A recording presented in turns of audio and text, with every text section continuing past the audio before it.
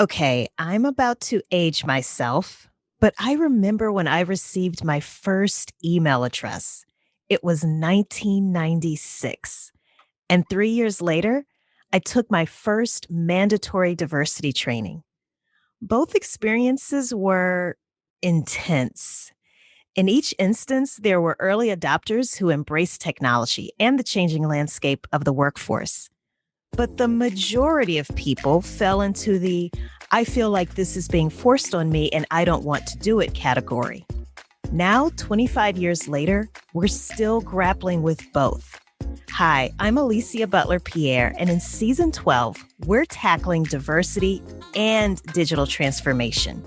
You're going to hear stories filled with passion and enthusiasm as guests share their unique perspectives on diversity at work and how they've digitized their operations. This is unlike anything we've done before. So, are you ready? This is season 12, episode 143. Let's start the show. Welcome to Business Infrastructure, the podcast about curing back office blues of fast-growing businesses. If you're a business owner or operator looking for practical tips and solutions to scaling your business in a sustainable manner, you're in the right place. Now here's your hostess, 𝗕𝗂𝘂𝘀𝗶𝘀𝗀𝗀𝗃. As your company scales, challenges emerge. You don't have the right data to power your business. The processes and software you used to rely on are slowing down your teams, and internal friction is starting to disrupt your ability to create exceptional customer experiences. When your systems are cobbled together, your data, channels, and teams are disjointed, which can overwhelm your operations team and hinder your customers' experiences. Welcome to season 12, everybody.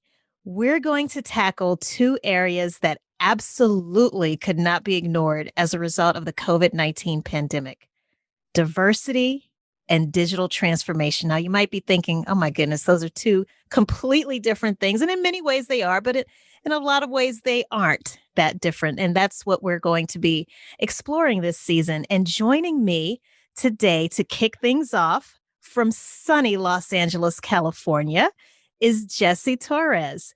𝗕𝗂𝘂 is the founder and CEO of ArroyoWest LLC, which is a management consulting firm specializing in economic and workforce development. 𝗕𝗂𝘂, I'm sure I butchered the name of your company. No, you did it. You did great. Thank you. Welcome to the show. How are you? It's so good. So good to be connecting with you again, 𝗕𝗂𝘂𝘂, and it's a pleasure to be on the show. Thank you. Now, I know the correct way to say it, but it's weird because to say it the way that the Americanized way, I guess, is more difficult than to say it the correct way, where I roll my R's and arroyo. Oh, see, oh my goodness. See, you're so good. I can't even roll my R's. You know, what's funny is I'm taking a Spanish lessons. So my parents are both from Mexico. You know, at one point I did speak Spanish fairly well when I was a young kid, but now I've lost a lot of vocabulary. And so I decided this year, 2021, to take Spanish classes, and I'm doing it through Zoom with a teacher in Spain. And I had to tell her sheepishly that I cannot roll my R's to save my life. 𝗕𝗂𝘂, how is that possible? I don't know. Maybe it's the LA that it worked me. Well, you know what's funny? I took all 4 years in high school. I took all 4 years of Spanish. And my teacher was Cuban. See, that's different. Yeah. And we did learn the Spanish, like, Spain Spanish. Is it Catalan? Uh-huh. Yeah. So a little bit of the lisp. Yes. And I guess it's a more formal form of Spanish. So that's what I learned. I was very conversational, but they say if you don't use it, you lose it. So I didn't always have people to speak Spanish with. And it's just so interesting how things have changed. I mean, that was almost shamefully 30 years ago. I'm telling my age here, but it was a long time ago, and there just weren't, at least where I grew up, there were not a lot of Spanish speaking people. Yeah. But now I'm like, I can't believe I didn't make Well, more of an effort to practice my Spanish over the years. But I'll just say it's actually difficult to practice. I mean, just a real quick story, because I want to practice. And what I notice is that when I go to, say, the farmer's market here in town, where, many of the farmers are Mexican, or at least the folks helping out, and I try to practice, and then I realize, oh, they're not going to correct me if I'm wrong. It's not like they're going to stop me and say, oh, you're saying the word wrong. Or they're kind of interested in helping me, but not really. They just want me to buy my carrots and like get on my way. So it's actually harder to get people to practice. One thing we're doing right now, and this is what I had my Spanish teacher do with me, is I'm watching a lot of novellas on Netflix. And so if you want to Yes. watch trashy novellas to improve your Spanish, feel free. That's a great way to do it. That's actually how my Spanish teacher learned English, was from Oh, watching really? soap operas. Yes, Oh, interesting. yes. So it's amazing what you can learn from watching shows like that. Now, Jesse, just to let everyone who's listening know how we met, we have a mutual friend, Christina Barcy, and she gathered a small group of us together earlier this year. And I have to tell you, everyone was just so warm and welcoming, and you all just felt like kindred spirits to me. And it seems like that was so long ago, but it was just back in January, I think, and we're My recording gosh. this in March. Yeah, you're absolutely right. I'll tell you, I'm glad you felt so warm. I felt so intimidated because listening to you and the other panelists who have been doing podcasting for such a long time and just are in the know of things. My podcast partner Sid, he was also on the panel, Hmm. and we kept texting each other saying, "Why are we here? We don't need to. We shouldn't be in the same room with these people." But it was so great. I mean, you're also right. Once you start doing podcasting, you do feel like you're part of this community. I mean, Yes. the lingo and the understanding of things like microphones and making sure that there's no dinging going on whenever you're doing your podcast. Nobody else really quite gets it other than other podcasters. Yes. No, you're absolutely right. It is such I've found just the podcasting community at large is just so, again, just very welcoming, very inviting. And if it's of any consolation, I am still learning. Mm. And it's just, there's always some new emerging trend in the industry. Just when you think you kind of have a grasp on it, there's something else that comes out. And so it really keeps you on your toes. So please, by no means should you feel intimidated. Okay. not not by a long stretch, but I would love, Jesse, for you to talk to us a little bit more about what you do with your company and how you work with other small businesses. But before we get into that, I'm just so curious about your background, because I Mm. notice you have degrees in psychology and finance. So how did you go from studying psychology and then ultimately finance to becoming a business consultant? Sure. And I think this is a good story for any young person who doesn't know what they want to do with their life, right? And is trying to figure it out. So I graduated from UCLA with a degree in psychology and an English minor. And I do remember as a student at UCLA, just like the rest of my wife included, all of our friends, we all thought we were going to become doctors. I mean, ER had just started, it's extremely popular. And I really thought, okay, I'm going to be doing medicine. I'm going to be like George Clooney and saving lives.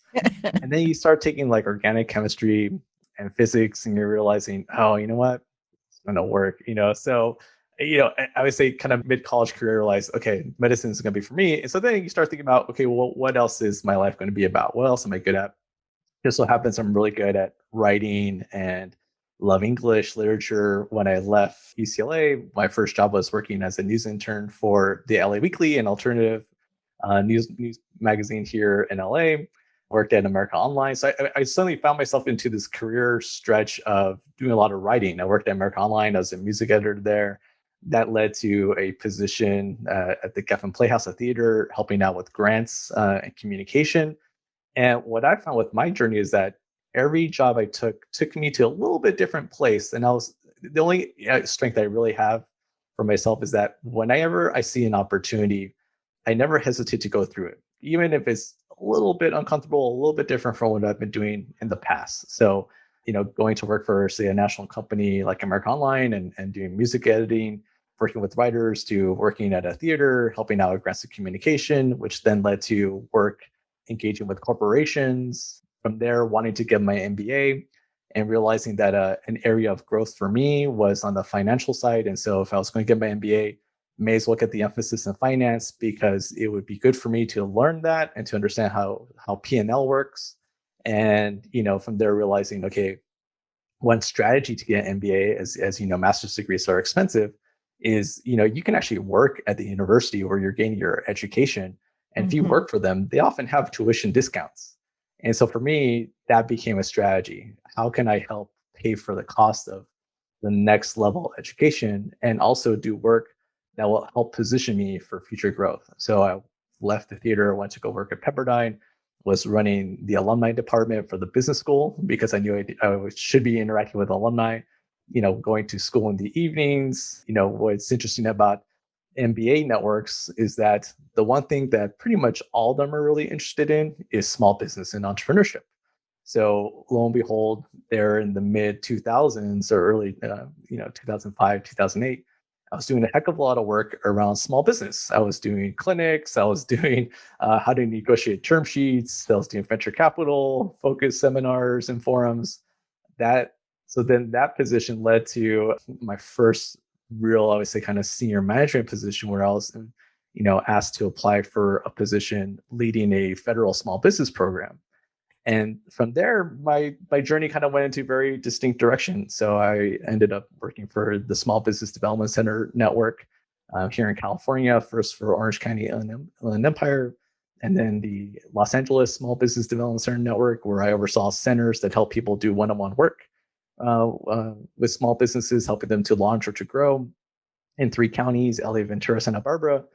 And in that position, I got to know folks at the governor's office here in California.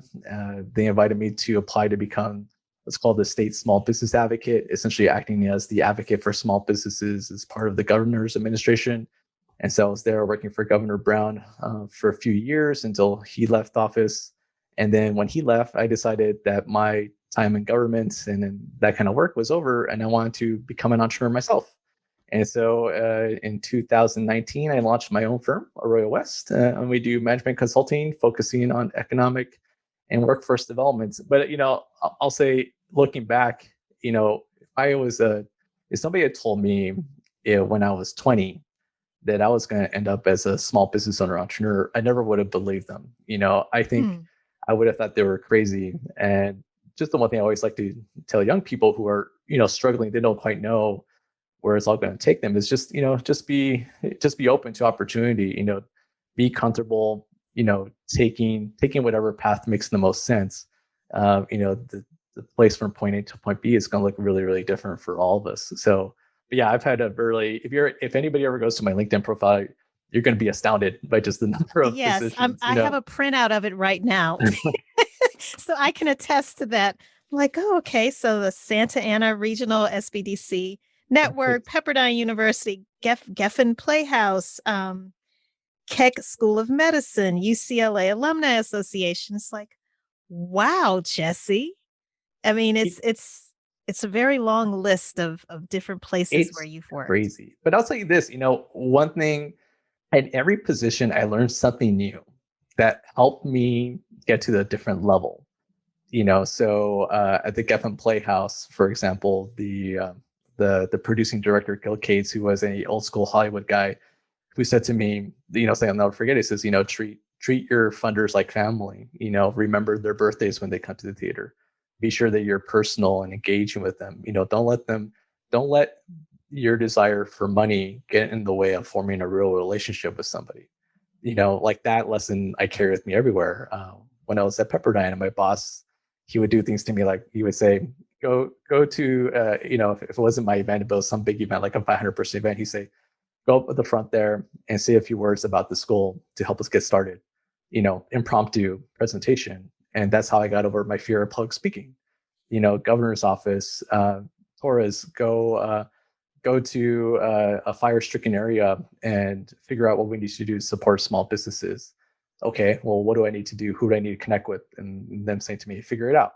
figure it out, find out which agencies we need to partner with, find out what their needs are, figure out how to do community building. All those different positions have really helped me because I had to learn something new. And I take it with me wherever I go now into any type of work opportunity. And I'm sure it's just, that spirit or that essence of having to figure it out has lent itself very well to you being an entrepreneur now. Yes, especially as with entrepreneurs, we're problem solvers, right? Mm-hmm. And every small business is always trying to grapple with some kind of issue, and the number of issues they have to deal with on a daily basis will jump and vary, pretty widely. And I always think the interesting thing is especially with very small businesses, is the intersection of their business life and their personal life, and how one touches upon the other. I think really kind of COVID-19 has really revealed that. It's like, well, I need to manage my business, but at the same time, I got to figure out what the heck am I do about my kids' school and get them on Zoom. And it's very difficult to splinter it off. So, one thing I know in working with small businesses is that I often need to bring my entire experience to bear in order to help them. I need to be able to go with whatever direction they're going in to be able to advise them accurately. And so I bring everything to the table whenever I'm working with a small business owner, because I know everything is on their mind as well. Yes. And I would imagine that because of the pandemic, that blending of personal and business became even more of a factor in how you started to work with your clients. Absolutely. Yeah. I think for everybody, it's suddenly you find yourself at home where now your lives are intersecting in a really different way, where you're existing in both worlds. Your ability to separate out has now become much more difficult, right? And some people, they've thrived in that environment, and some of them had a really hard time, because for them it's easier when they go to an office and separate it out. Well, now you can't do that, right? And so I think everybody had to really adjust during this crazy time. And not only have we had to adjust to the personal and business intersection as you've described it, there's also other things, like disaster recovery planning, business continuity planning. And I definitely want to discuss that with you, because I know you have another business venture that actually specifically addresses those two areas. But the other things are diversity as well as digital transformation.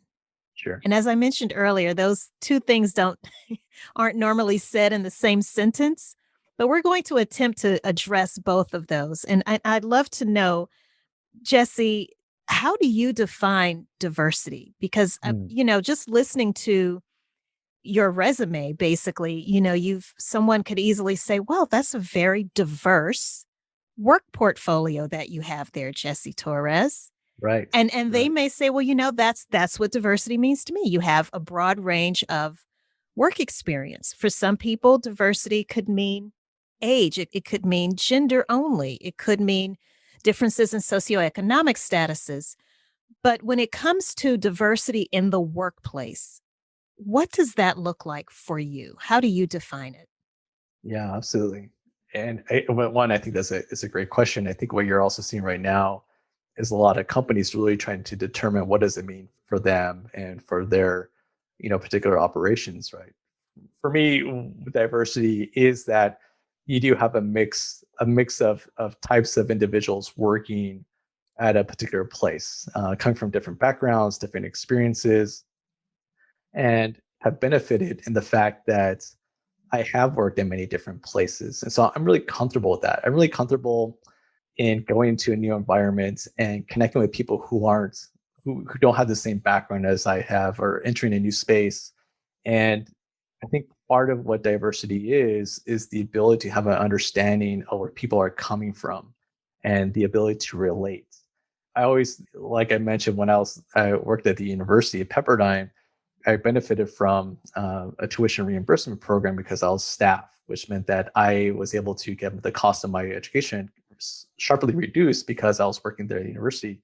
Now, in order to take advantage of that program, I did what is called space available, which means that I went wherever there was space in the classroom. And that could have been in LA, that could have been at their Irvine campus, it could have been, in Westlake Village, wherever there was space in the class, I would go, which meant that I didn't have the same kind of experience educationally as the others did, where they went through a one cohort, right?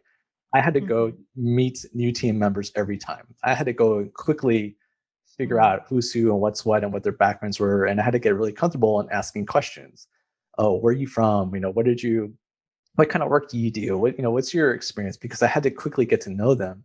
And so for me, it's always been much easier to connect with all kinds of different people from all walks of life. So it's really, I think part of the essence of diversity is that empathy. It's like, are you able to really understand where people are coming from? And are you providing space for that? One of the best ways I can really kind of explain it is working there for Governor Brown, where one of the charges that was given to me is to essentially travel around the state and get to understand the small business needs of all the different parts of California. And as you can imagine, for a state like California, which is huge, you're essentially dealing with all kinds of different multiple minor states. And I will never forget, for example, going to, say, North State, California, Costa Rica area, and having dinner at this local pub and talking to, a couple guys next to me. And, they were hardcore Trump supporters. I'm a way liberal guy. But they were also marijuana growers, right? And, so the ability to have a conversation with them, to be able to dive into things that we both can agree on and sometimes not agree on, right? And have a decent conversation, knowing that we come from very different places, but we shared commonalities. And so being able to find commonalities, I think, is really, really important. I definitely agree. And, I think sometimes, Jessie, too, it's easy for people like us who I didn't realize the importance, or maybe that's not the right word to use, but I didn't realize the benefit, I guess, of growing up in a port city or a city with a port, because those are the places where you tend to have different people of different ethnicities and different cultures. Typically, wherever there's a major port in anywhere around the world, there tends to be a considerable amount of diversity, again, in terms of ethnicities and different cultures.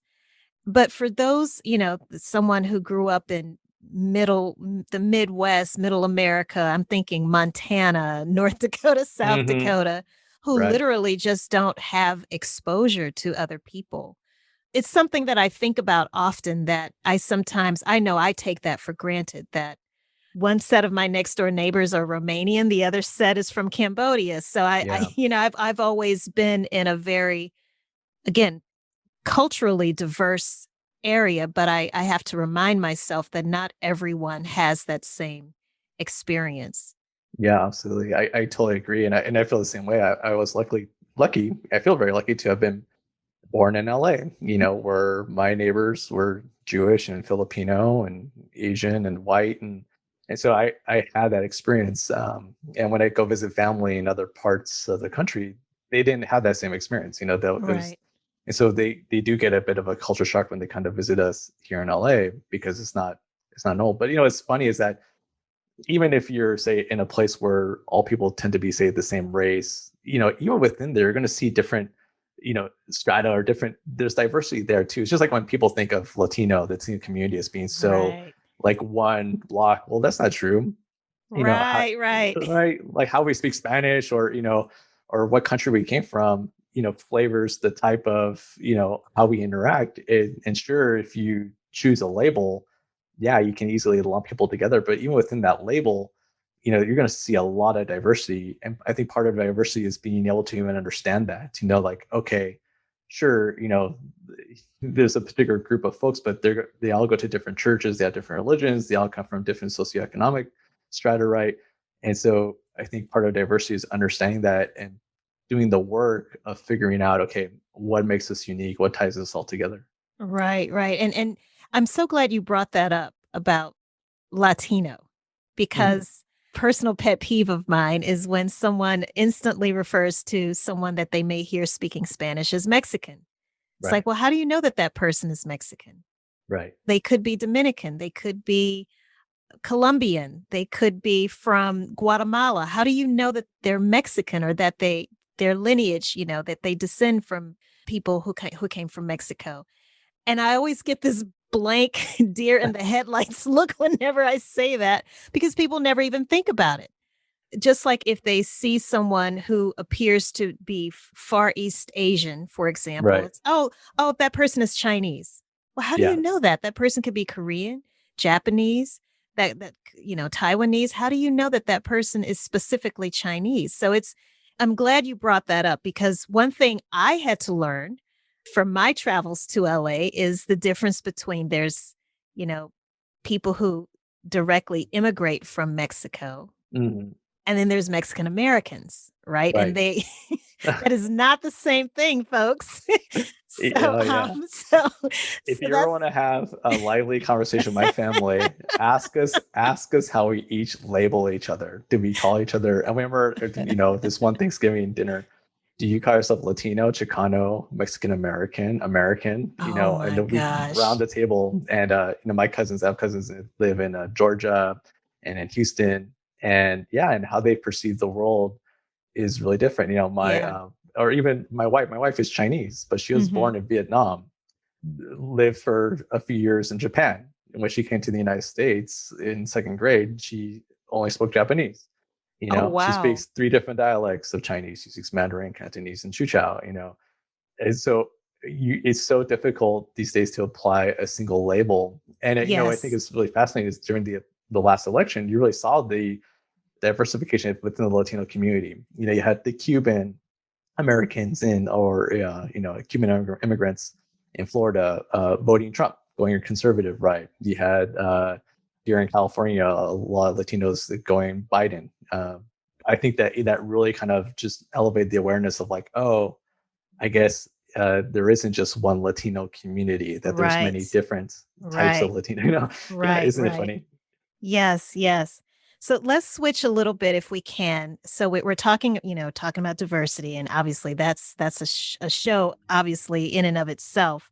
Sure. But when it comes to digital transformation, because something else that happened to all of us small business owners during the pandemic was this, oh crap, Right. we have to digitize. If weren't already going down that path, you certainly went down that path, or else to your business's detriment if you didn't. But this very fast-paced movement or shift into digitizing as much of your operations as you possibly could.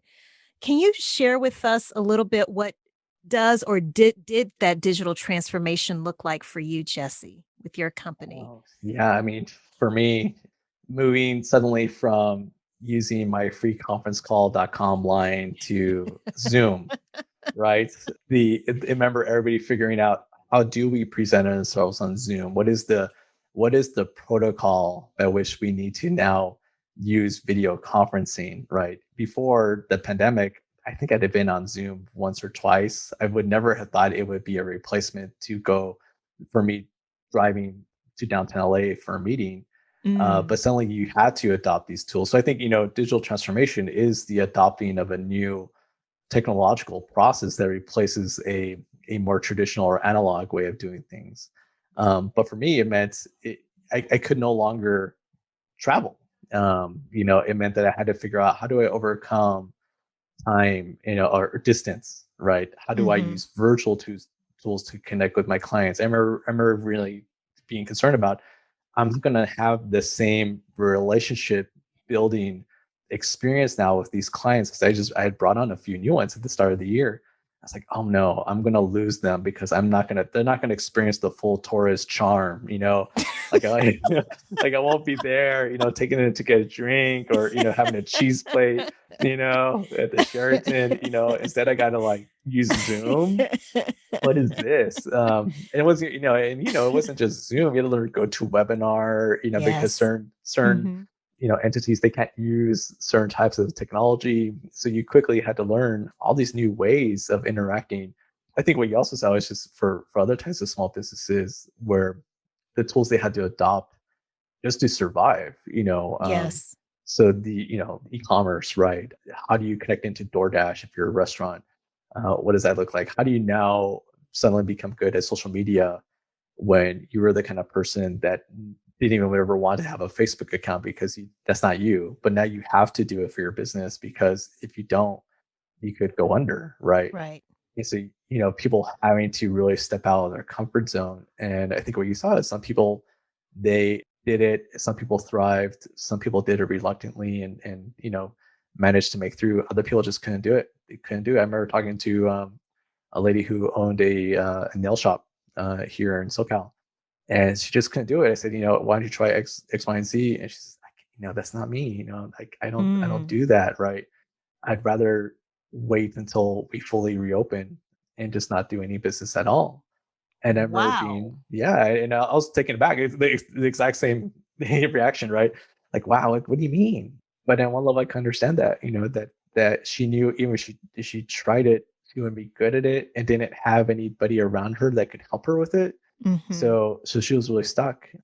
Yeah, I mean, a pandemic is really, I think it's accelerated many business trends, like, things like ghost kitchens and the use of remote technology for meetings. Like, to be honest, I don't know if I ever need to have those same kind of meetings that I did before. I don't know if I will ever make the A-list preferred list on Southwest now, because I don't really need to go meet in person anymore to get stuff done. And I Right. didn't realize that until last year, right? Hmm.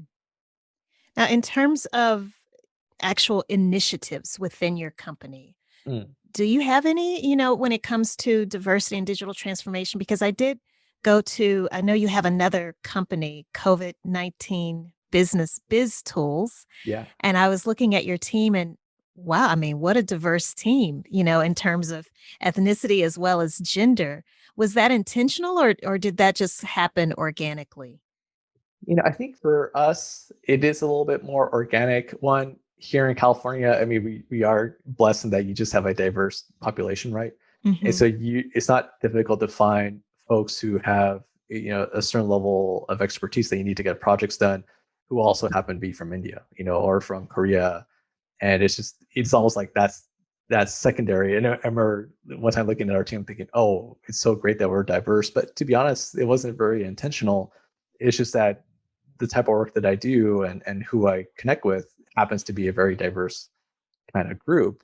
But it's what's interesting right now for my own firm, as I think about expansion and growth, I'm actually looking really carefully at all the different federal and state programs that are emerging to really help me think about hiring a diverse workforce. So, like for example, here in LA County, there's a program that if you're interested in hiring somebody who is near homelessness or emerging from homelessness, that you have special incentives for that. I'd love to see if there's certain types of programs around formerly incarcerated, that might make sense. Or there's even a great program here locally that for young people that are looking to enter their first office job, where the county will pay for the first 100 hours, for the business. And as long as you're hiring from a lower income zip code, they will pay for that person's payroll. And so, I'm looking at all these, programs on one level because I do want to diversify my business, as I look to grow, but also it's just good business sense. If there's an Mhm. incentive or, if there's something that helps my bottom line and I could do good at the same time, I'm all about it. Sure. Well, I definitely want to get into the nitty-gritty details of how you're going Mm, about diversifying your team, your workforce, and educating your clients on how they can do the same. And then I'd also like to take a deep dive into the digital transformation pieces. Okay, so Jesse, you were telling us about some programs that you've learned about to help you make more of an effort, a concentrated effort, I guess, not only when you're consulting with your clients, but also in terms of your own internal workforce. Not that you have that issue now, but mhm. it's something to consider, as your team continues to grow. So I'd love for you to tell us exactly how you plan on going about making that type of an initiative within your company, and then even maybe if you can also how you would potentially consult your clients as well on how they could do something similar. But first, I'd like to do that from a business infrastructure Mhm. perspective. Now, for those who are listening to this show for the first time, business infrastructure is a system for how you link your people, your processes, and your tools to ensure that growth happens in a profitable and sustainable way. So, Jessie, if we focus on that people aspect, some people, and I'm sure you hear this also, they might say, now we can look at this from the diversity angle as well as digital transformation, because that requires technologists, right? Different types of technologists. And something that I hear in both of those areas is, I don't know where to find these people. I don't know where to find them. I want to have a more diverse team, but I don't know how to find people. So how do you address that? Yeah, I think that's a great question. And where I always kind of start when I think about what do I need? What do I need to grow? So it always starts with that first question. What do I need? Where are my gaps? Where do I need to get supports? And so really figuring out, okay, what is the essential function that I need to address? And then from there, I think about what is then my opportunity to address that essential function, and how do I find the talent or the resource I need in order to accomplish this particular task or process, right? Now, I would also say that I benefit from being a former government guy. I know where the programs sit. I know which agency is offering what kind of incentive, and how I go about actually implementing, say, a diverse workforce is I start first with a scan and looking around. Either I'm on an email list from, say, a state agency that does small business or workforce development support, or a county, or I know that one of the things I can do to really help address a particular need is to do a look around. And so I go onto different sites. I'm literally in Google searching for small business employer programs. I'm looking for grants. I'm looking for anything involving workforce initiatives. I'm doing that search here in LA and in California to see if there's things I can tap into. And so I would say that, as with all kind of consulting, often starting with a scan of available opportunities will then help you really determine, okay, what is the right strategy to move on from there? And then from there is really figuring out, okay, does this program that exists, is it the right fit for what I'm trying to accomplish? Okay, so in my case, it's I know that one thing I need to do in order to grow is bring in support staff. What's great is that in LA County, like I mentioned, there is a program by which I can hire a young person to do administrative work, administrative tasks, filing, calendaring, some minor project support work. What's awesome about the program is that they will pay for the first 100 hours of this young person. They will do the work for me of actually recruiting them, interviewing them, making sure that their skills match up with my needs. I already given them a profile of my company. So that's just one example of like, okay, this is a perfect match for what I need. And it's also attached to a really great incentive where they're going to cover part of the cost of this person. And if they turn out to be an awesome person, and I'm able to train them, they could become a full-time extended member of my team down the road. So I hope that kind of illuminates how you can kind of go from, okay, understanding what I think I need, understanding what programs are available to address that need, and then connecting both of them together. Okay. And to your point, there are probably programs depending on where you live. And for those who aren't in America, I would imagine that you could do a similar type of search by province or by city, or, by even at a country level. But to first do a scan for these types of programs, and then find a program that can help you develop a strategy to determine who you need, and then how you can go about sourcing that talent. Correct. Okay. Got it. And so from there, hopefully you can find these technologists who can help you with these different types of digital technologies, because that's something I have to be honest with you, Jessie, that's something that I had to learn, that all technologists are not created equal. That's very So true. you have some people, just because someone may be a great web developer doesn't mean that that's a person who can help you troubleshoot something on your phone, for example. Right. That person might not be able to help you troubleshoot why the site went down, for example. I mean, that happened to me last year and it was absolutely awful. The website went down for an entire month, and it was very difficult finding assistance quickly to get it mitigated. I hate to interrupt, but what I think is so interesting now is the availability of resources that didn't exist 10 years ago Yes. that you can actually, for example, and I'm so glad you brought this up, because how I might go about finding assistance today is really different from how I might have done it 10 years ago. Like, for example, if I wanted somebody to help me do social media campaigns, how I would have done it a few years back is asking friends, asking for referrals. Now I can just go onto Fiverr or Upwork and I can do a search for that. Now, I would say that there's still going to be the challenge of trial and error, right? Because Right. what somebody puts in their online profile may not be exactly correct, right? But the value of actually having now a database or a clearinghouse where I can pinpoint certain skill sets is really interesting, very different. And I always say that I even myself haven't fully utilized all the tools that are available to me. I know it's some other business owners that for them it's a no-brainer. They're so at ease of hiring somebody from even a different country to do critical work for them. Where for me, that's an area that I need to get more comfortable with, right? But I think this is that is so interesting that you can now really find the skill set you need through technology, through online searches, through online databases or online providers. Yes. That's a really big difference from, say, 5 or 10 years ago. Sure. And I think too, Jessie, again, you might take for granted that to do something like that, but I would imagine, and I'll just put myself in that number. I would not have even thought to try to look for a workforce development program. I'm just being honest. Yeah. My first thought, honestly, would be to go into my immediate network and tell people, hey, I need help. This is what I'm trying to do. I need help with X. Do you know of anyone? Or do you know someone who knows someone? Right. But you've just opened my eyes to the fact that I just don't even think to utilize that as a potential resource.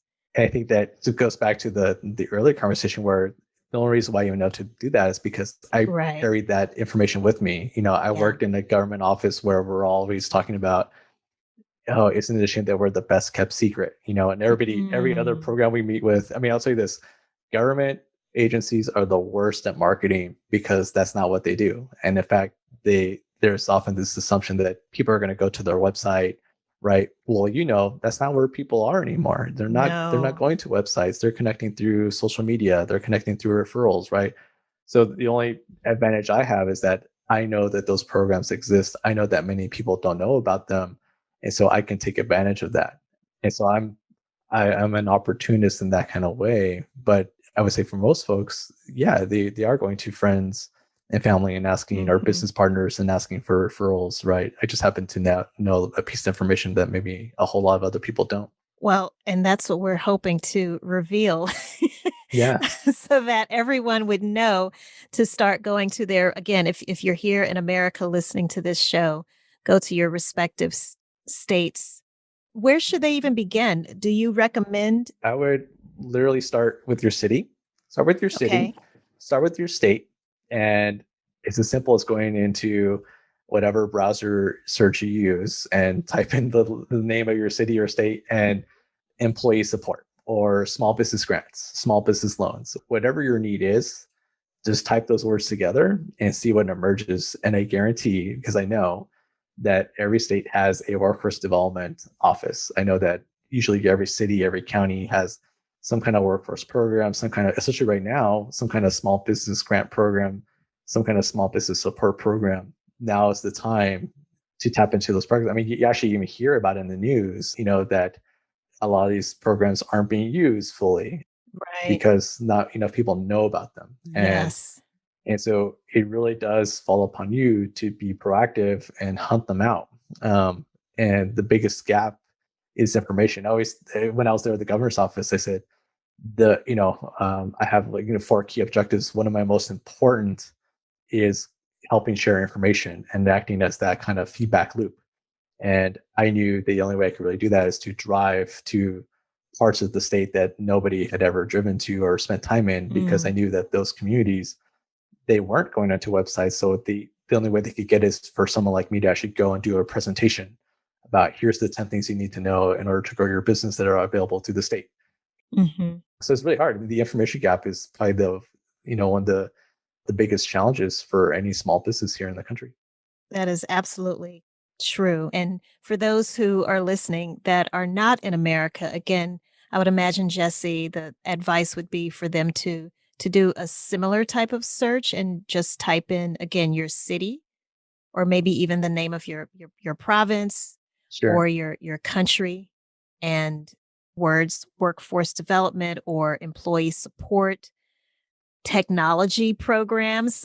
Again, because we are talking about that digital transformation piece as well. And there are so many components of digital technologies that you can utilize in your company's operations.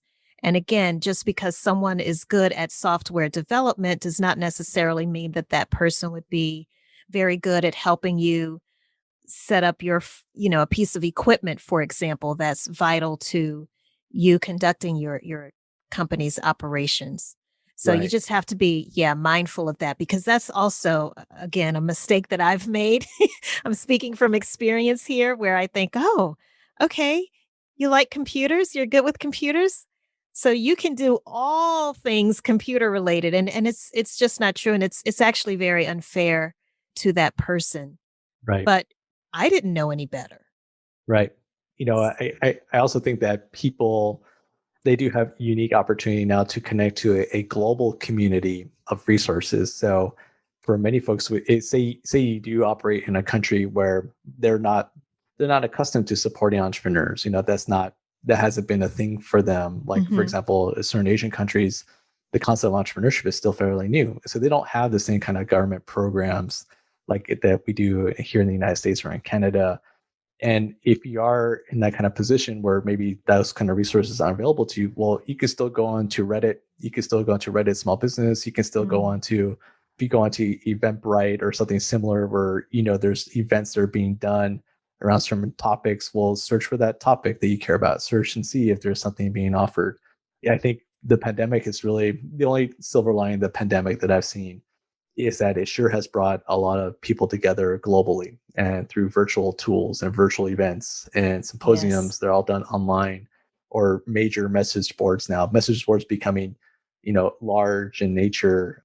So I always just encourage people, search out communities online where you can ask questions and get answers to them. That's a great point, Jessie. And that actually covers the tools element that makes up business infrastructure. So you've mentioned Fiverr, Upwork, Reddit small business threads, Eventbrite. I think that's a really great suggestion, because with so many events becoming remote now, if you are in, let's say, South Africa, and Jessie, if you were to host an event and it was completely 100% remote, then you're able to open up that event to people around the world. That's right. Whereas, if it were in person, obviously it would be a much smaller group of people. Right. So I think that's great. Now, you did reference SBDCs earlier. So for Mhm. those who aren't familiar with SBDCs, I know that's Small Business Development Centers. Can you explain a little bit more about those? Sure. So the Small Business Development Centers is a national program here in the U.S. It is the primary technical assistance arm, and technical assistance just means that they are a direct support vehicle for small businesses. So they offer free one-on-one advising and very low-cost training to small businesses of any type. There's an SBDC network in every state, in every U.S. territory. And so literally, if you're a small business owner and you need assistance, you can go to them and get free one-on-one help. You essentially sign up, you fill out a simple form, you get assigned an advisor, and then they work with you at no cost on everything from helping you figure out how to use QuickBooks to developing a business strategy to help you think through how do you do your first hire. I used to run one of those networks, and so I know, we were doing everything from cybersecurity to setting up a first-time retail store operator program. So I definitely encourage you. First of all, your tax dollars pay for it. Your federal tax dollars pay for it. So take advantage of it. And it's really up to you to figure out, okay, what kind of cadence of advising do you want? What kind of training do you need? There's, kind of to your point, now that so many of them, all of them had to go virtual during the pandemic. So you could go onto thousands of webinars at any day, on any kind of subject, and it's all usually free, unless, or they might be charging say $5 or $10 just to make sure people actually show up for the webinar. But it's a great service. I highly recommend it. It's part of it's just one of a family of resource partners that the U.S. Small Business Administration administers, and so I just encourage everybody go check it out. If you don't know where to go to sba.gov, and then from there you can walk through the site and you can find the support system that makes sense for you. Yeah, and we'll make sure that we have a link to that in the show notes as well. Now, I know you also have a podcast, Jessie, Hack My Business. Yes. Tell us a little bit more about your podcast, because it's clear that you know how to hack these government resources. So for people who want to find out more about your podcast, please tell us more. Definitely. I mean, it's literally what it's all about. It's helping you hack your business. We started it last year. It's me and my co-host 𝗕𝘂𝘀𝗶𝘲𝘀𝘀𝗀𝗏, who also owns his own business. He's based in San Diego. I'm here in LA. And we talk about, all kinds of stuff. In pandemic, we really did quite a bit to profile small business owners of all types, so they could share their story and how they're navigating through the crisis. We did it purposely so that folks who also owned a restaurant or a beauty shop could hear directly how those particular types of owners were going through the crisis and dealing with it, and how they were addressing things like, oh, here's what you need to think about as you work with, say, the health ordinances, et cetera. And then we also brought in people to talk about different resources they're offering, if it was a state official or a federal person or even a lender, to really kind of break down, okay, what is the Paycheck Protection Program? What does it mean? How do you tap into it? And then towards the end of our last season, we really got into a little bit higher level kind of strategy. I'll share that our last guest of the last season was Four Seasons Total Landscaping. If you guys remember that company that got a lot of attention during the election because of Rudy Giuliani doing an impromptu press conference in their parking lot. And we had them talk about how do you lean into controversy when suddenly you're thrust into the national spotlight? How do you leverage that for your business, and how do you plan around that kind of thing? And so then we were starting to go into more high level kind of concepts. We're about to start season 4 soon, and with 𝗕𝗂𝘁, who connected us in the first place. And we're thinking through about really talking about our own journey. We're starting a new company called Small Business Front, which is going to be a media and content creation company focusing on small businesses. And what we're thinking about doing is inviting folks like our attorney and our creative advisor to talk about what, as a startup or startups, how should you be thinking about engaging with an attorney? How should you be thinking about the design of your site? So getting a little bit more kind of deep into the nitty gritty of some of those things. So I'm excited. It's going to be fun, podcasting now. I just love it. It's a great way to connect with just all kinds of different small business owners. Yes, it is. Yes, it is. And one more tool that I should definitely recommend, and I want to mention to everyone. So you do have a website called COVID-19biztools.com. And I noticed there's an entire section on there called tools, or is it resources? Am I remembering that correctly? Yes. Yeah, definitely. Yeah. Tools. Okay. Yeah. It's funny because we're still thinking about, okay, is it now time to, at what point does this site even sunset? But we stood up a site called COVID-19biztools.com originally because we needed a place. We ourselves as small business owners were struggling to figure out, okay, what the heck is this new grant program, or what is this new federal program emerging, and how do you tap into it, or what is occurring in all these different cities? And so we just created a site to aggregate it all and put it into one place. And then, over the course of the year, we kept adding to it and then writing articles about certain business topics about how do you really pivot. And so it's a great place if you're, if you're trying to figure out how do you tap into certain programs. We have information on there, but it was really designed for the business owner that was going through the pandemic, didn't quite know where to go. We saw ourselves as just a good place to start, and then we could help them connect into other resources from there. Well, Jessie, I'm so sorry, my friend, that we have to wrap this up. We didn't even talk about ghosts. We were supposed to talk about I ghosts. know. So Next for those time of you on listening, my guys, show, when you come on.